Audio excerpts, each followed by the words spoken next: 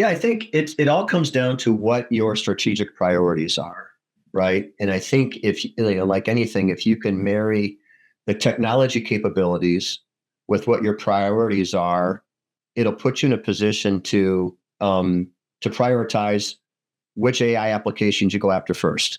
Mm. 'Cause what you don't want to do is spin your wheels in something that might be very challenging to do, doesn't align with what you're trying to get done as an organization, or doesn't provide a ton of value. So I think it's important to plan, right? Which is kind of the Yeah. phase that we're in, and I suspect most companies are, and sales leaders as well. Welcome to Think Deeply, Speak Simply, the podcast that explores the art and science of business communication.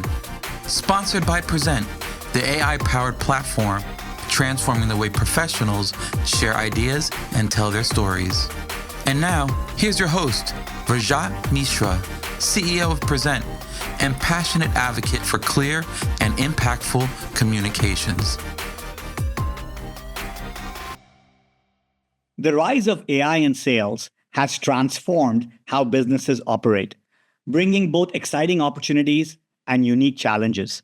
Companies that embrace AI can gain a competitive edge, while those who resist may struggle to keep up.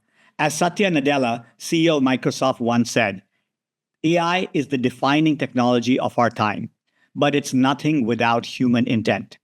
Successfully adopting AI in sales is a skill that leaders and teams can refine, from improving customer personalization to driving data-driven decisions. AI has the potential to revolutionize sales when implemented correctly. Today, we'll explore the challenges and opportunities that AI presents in sales. Our guest today, Drew Logan, brings first-hand experience leading AI adoption efforts in Medtronic's commercial strategy. He'll share insights on how companies can overcome resistance, maximize AI's potential, and balance automation with the human touch. Whether you're in sales, marketing, or leadership, this episode has something for you. You'll gain actionable strategies to future-proof your approach to AI and sales. Drew, thank you so much for joining us. It's a pleasure to have you here. Thank you. Rajat, thanks for having me. Looking forward to our conversation. So, Drew, before we get into the rest of the discussion, you and I know each other, but our audience would love to learn a little bit more about you and your background. Sure. I am a medical device guy. I've been in the business most of my career with a few different companies, but most recently, and for the last 20 some years, I've been with Medtronic, the world leader in medical devices. And, from a specialty standpoint, I've been in specialties like urology and mostly cardiology, but most recently started in gastroenterology for the last 5 years, and a variety of different roles, primarily commercial leadership roles, both sales and marketing, but I did do a stint in product development at a couple different companies as well. So pretty varied background. Awesome. Drew, and I know you a little bit, and you're an amazing, empathetic people leader, and you care about innovation as well, kind of the best of both worlds. So let's start with sales.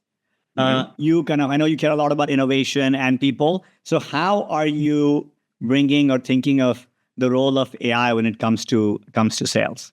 Yeah, I mean, we're thinking about it a lot, and I think like probably most sales leaders or most leaders in business in general, how quickly do you try to adopt AI into your business, and where should you start, right? And so mm-hmm.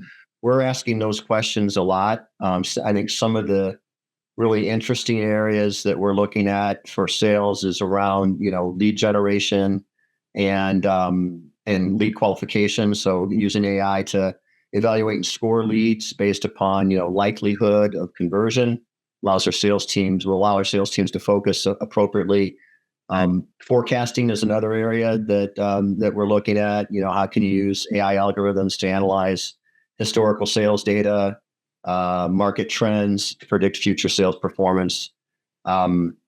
One area I'm really excited about is chatbots and virtual agents, right? How can you use AI-driven conversational agents to take off some of the more mundane tasks that our reps might have to perform, maybe even interacting with customers. And then, embedding AI into CRM is going to be really critical, right? I think most companies use the CRM, customer relationship management system. That's going to kind of bring it all together. So, and there's a ton of other applications, but those are the ones that we're looking at first. Awesome. And I'd love to dig into some of those, Sure. Drew, around engagement and chatbots. But let's start off with, if you look at your peer group and other sales leaders, what do you think are the big misconceptions about using or not using AI in sales?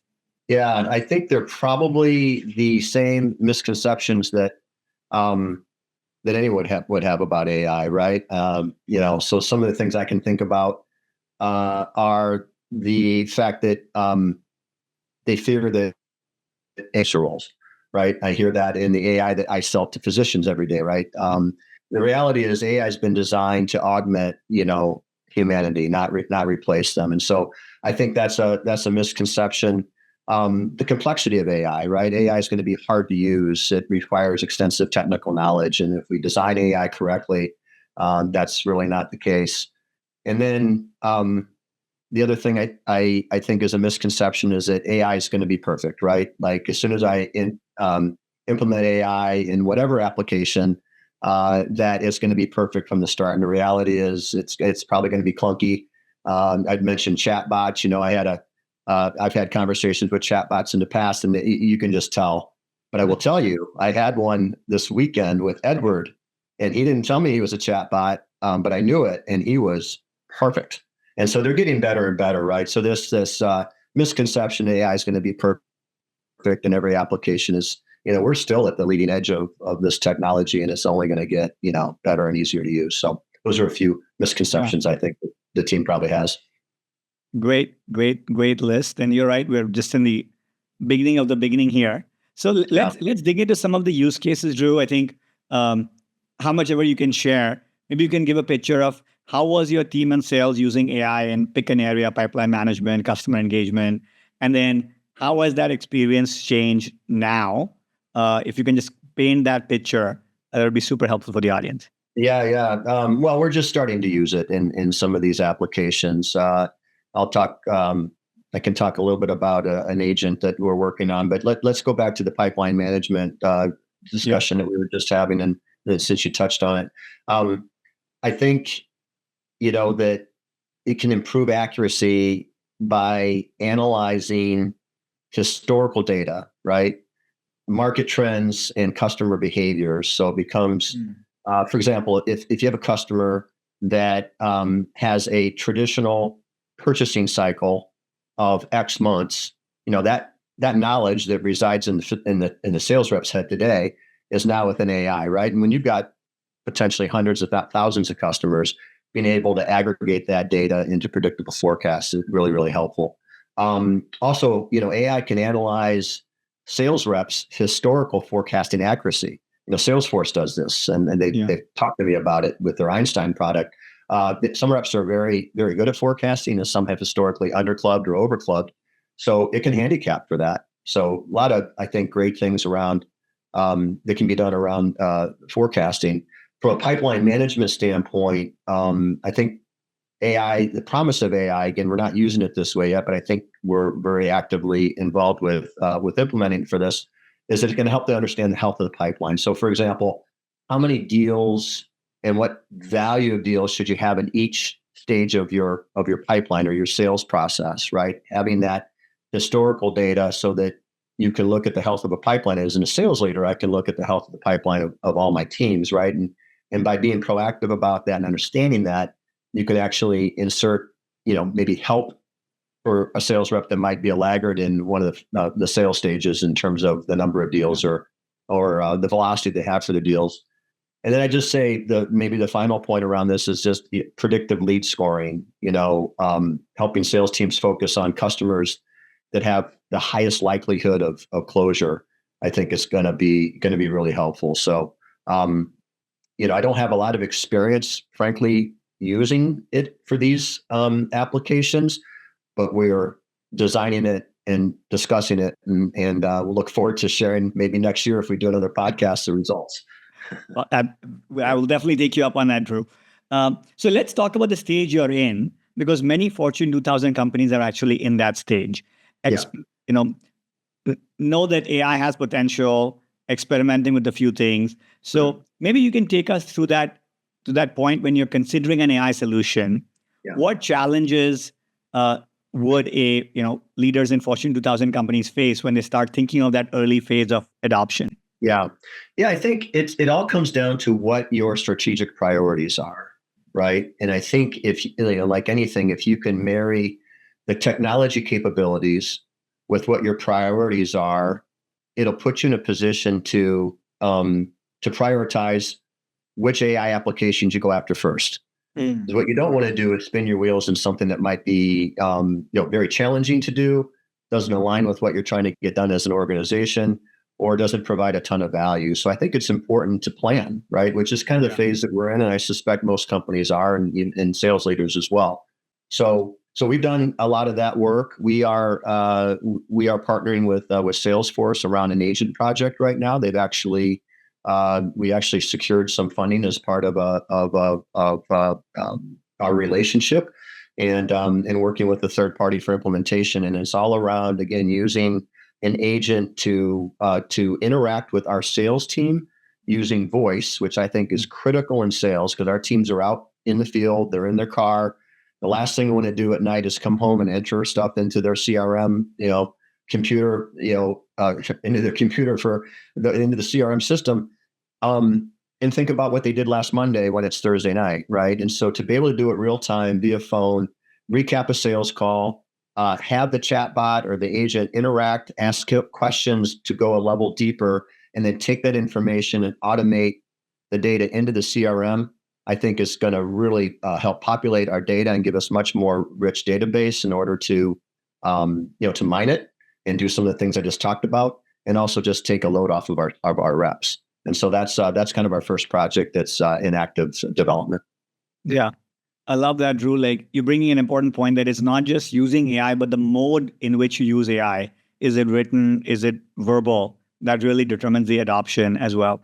And then in these early stages, Drew, when you're bringing something like that in, and I know a little bit more about you, that you care a lot about your people and you care about innovation and productivity. How do you introduce that to your teams? Because some people might be wary about AI is here, like you said, not to augment you but replace you. So any tips that you have for leaders on, hey, look, here are some words or phrases you've used for the team to be more receptive to AI rather than resisting it?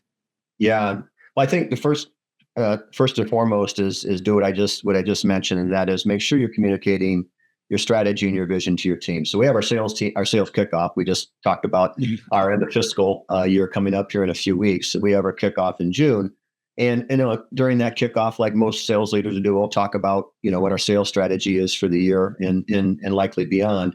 And so I think communicating that and then showing the team how AI is going to help and how it's going to help them. Part of our strategic initiatives within our organization is to make our reps' jobs easier. They deal with a lot of stuff that doesn't necessarily allow them to spend time with the customer or impact direct sales. Ends up being noise that they have to deal with. And I think that happens in most organizations. So how can I take those things off their plate or reduce the time it takes them to do those mundane tasks? And I think, once you explain that to a sales rep and then show them how it can work, I hope the demo, what I just talked to you about at the sales meeting, I think it's going to get them pretty excited, right? And so I think that's kind of the first thing. And then the second thing is just some of the things we just talked about around the fact that the intent here is not to replace you, is to make us better. There's, I think, a lot of education that needs to go on about AI, and I'm learning that myself. And we'll talk probably about the product I'm selling at some point during this podcast. But I've just learned in selling it what the objections are. And I think they're consistent across functions, industry. It's just the way humans react to this new technology, and it's a little bit scary if you think about where it could go. Yeah, I love what you said, Drew. Connected to the bigger goal first, like helping them save time, and then show it actually does that and reinforce that message, right? That's super helpful because there is a new modality, right? Even working with AI, like you said, the first question won't give you the best answer. You have to almost work with it like an assistant. So let's shift to some real world implementations and some lessons from Medtronic, right? Sure. So can you share some of your insights, Drew, on Medtronic's use of AI-driven sales strategies? And I think it's called GI Genius, right? So maybe you can tell us a little bit about what is GI Genius and how has Medtronic used it, and you're really at the bleeding edge here. Yeah, well, it's actually not a sales strategy. It is actually a product, and so this is a product that we're selling to physician customers. And GI Genius is the first FDA-approved artificial intelligence system for the detection of colon polyps during colonoscopy. Wow. So it has been trained on thousands, possibly millions. I don't know what the latest numbers are of images taken during colonoscopy. Second set of eyes. So basically, as a physician is performing the colonoscopy, it puts a green box around any area of concern. Now, what's important is the physician is still in control. So just what we talked about, right? The machine is basically saying, hey, look here, look here, look here. At the end of the day, there's no latency in the procedure. The physician still has to make the decision as to whether they remove that polyp or not. And it doesn't change the procedure anyway.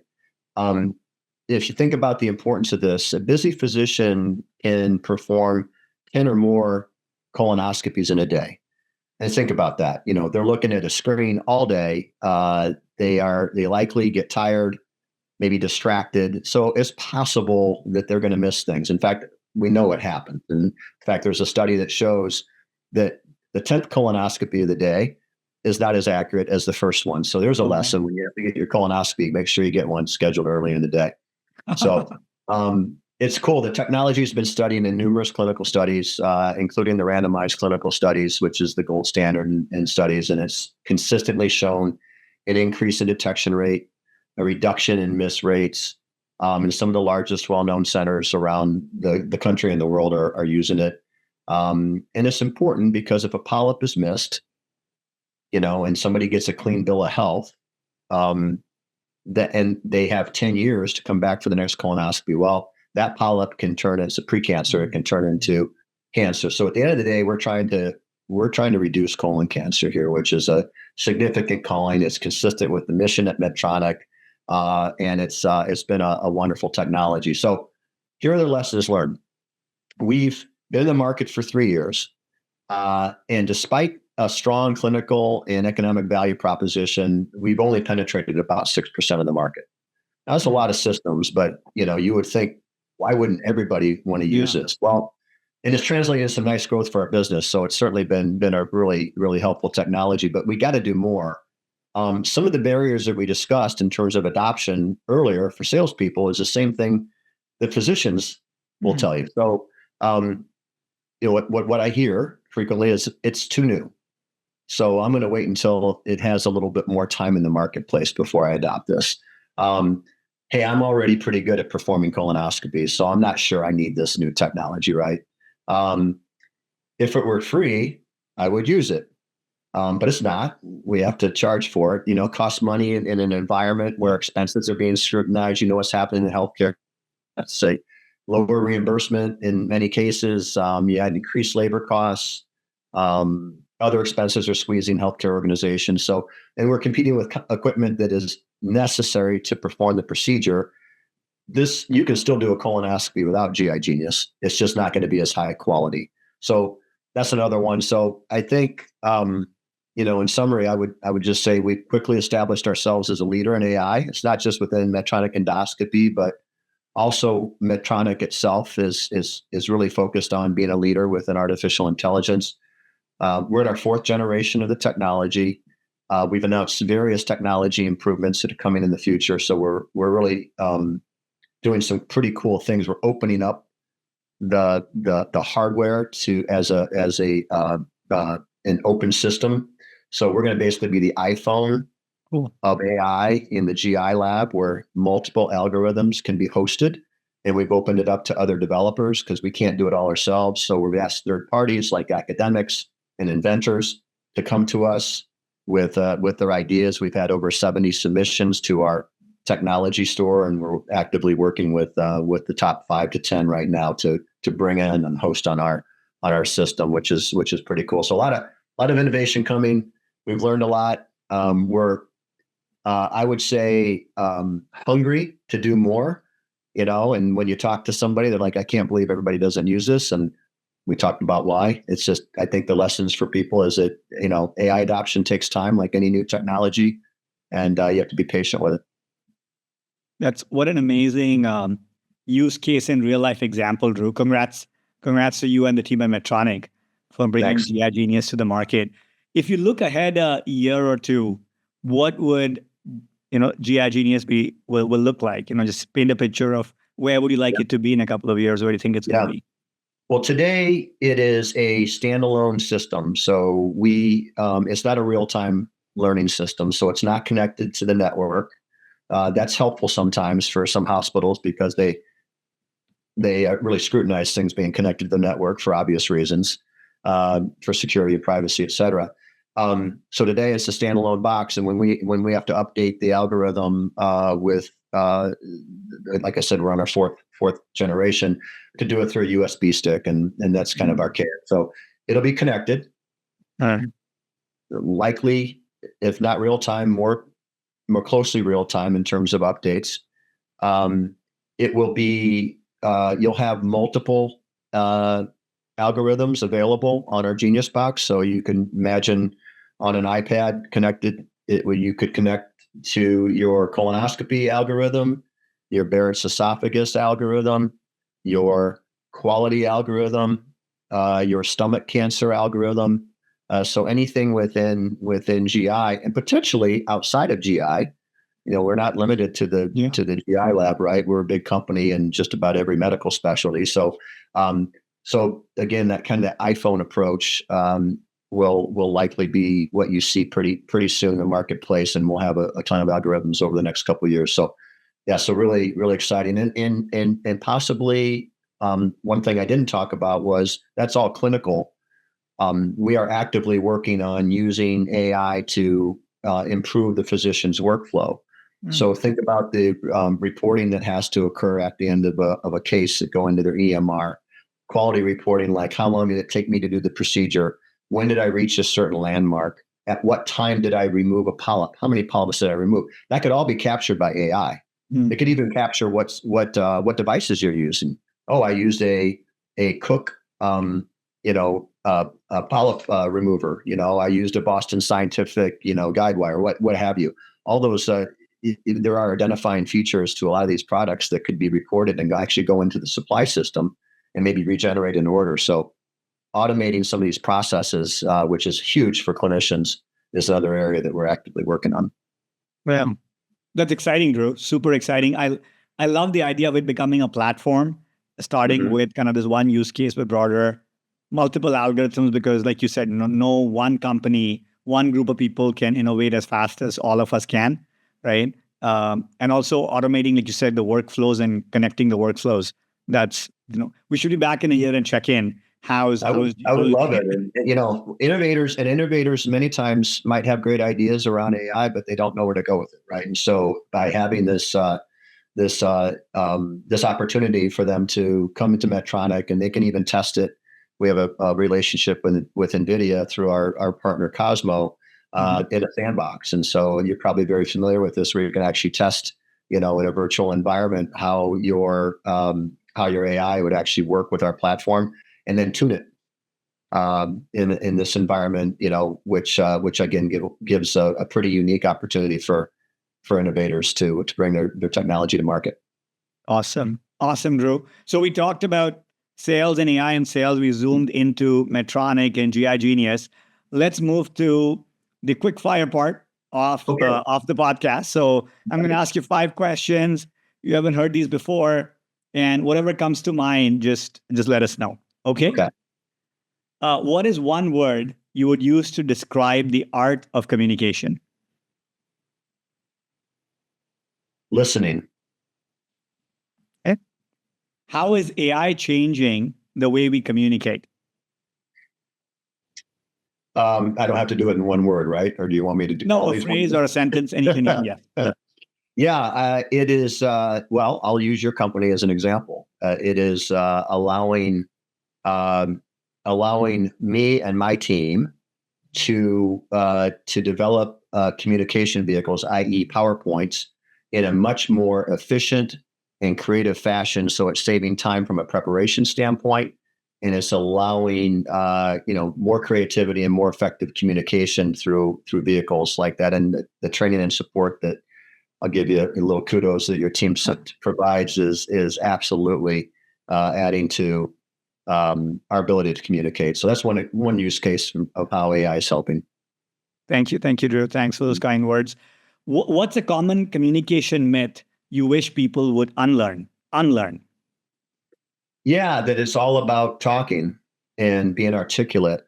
I mentioned listening. I think that's just a critical element to communication. And I've always admired people that are in big meetings and are likely the smartest person in the room, but maybe say the fewest things. But what they say is really impactful. Awesome. If you could give one piece of advice to someone preparing for a big presentation, what would it be? Let's take the corporate setting in the Fortune 2000. Yeah, as painful as it is, practice. I hate practicing my presentations, but when I do it, I'm better. So I would say practice. Force yourself to. All right. Final question. What's something, Drew, you wish you knew about business communication when you started your career? Ooh, that's a good question. I wish that I guess I wish that I had this the wisdom and perspective of making a lot of mistakes and being kind of where I am, today. And again, I don't want to be redundant, but part of that is, really work on active listening, really take pride and be purposeful about watching cues from all of your audience. A little harder to do with the online stuff now. But if you come into meetings and discussions and look at it as a bit of an art and a challenge, and if it's a difficult customer or a difficult person, rather than taking it personally or letting your blood boil, or somebody says something silly, just look at it as an opportunity, as a problem to problem solve. So I wish I knew that back then, and I try to look at it that way today. Everything is a problem that I can help solve, and communication is the way to do it. Wise words, Drew. It's tough, easy to know, tough to do. So thank you. Thank you for sharing that. And so that wraps up our communication on AI and sales, the challenges, opportunities, and the best way to integrate it into your sales strategy. We started with exploring how AI can drive efficiency. We talked about supporting better decision-making and how you can improve customer engagement when implemented thoughtfully. Drew, thank you for sharing your expertise. You are one of the most humble and authentic leaders that I know. So just before we go, can you let our listeners know how they can get in touch with you, Drew, and also maybe how they can get in touch with the programs you're running in Medtronic if people want to contribute to it as well? Yeah, probably the best way is through LinkedIn. If I was smart, I would have my LinkedIn profile ready to provide that to you. But I would just ask people to connect with me via the LinkedIn platform. Okay, awesome. So Drew, we'll put the notes in the show notes. We'll put your LinkedIn profile. Any link about GI Genius? We'll put that in the show notes as well. Oh, great. Okay. We'll work with you to have those links. And I can give you my LinkedIn and my Twitter, and in fact, I've got that. I'll just send it over to you guys with. Perfect. Would that be helpful? Yeah, that would be great. Even the GI Genius link, where like you said, innovators can come in and test the platform, play with it. I think that was super interesting. Thank you, Drew. Thank you again for joining us. This was super fun. And so next week we'll continue to explore the art of communication and leadership with yet another incredible guest. To our listeners, if you found this episode valuable, don't forget to subscribe, leave a review, and share it with your colleagues. Until then, let's think deeply, speak simply. See you next time.